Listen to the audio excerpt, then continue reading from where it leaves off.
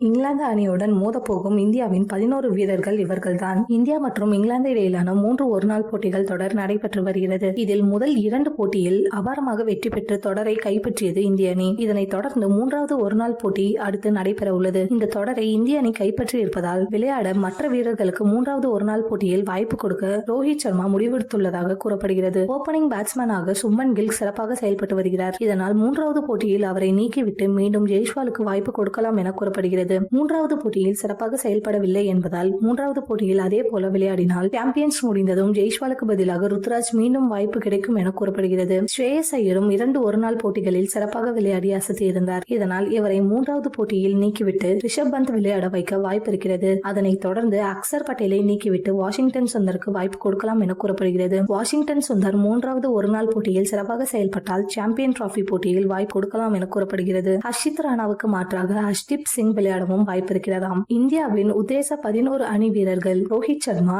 Jaiswal, Virat Kohli, Rishabh bandh, KL ராகுல், Hardik Pandya, Washington Sundar, Ravindra Jadeja, Harshdeep Singh, Mohammed Shami, Varun சக்கரவர்த்தி.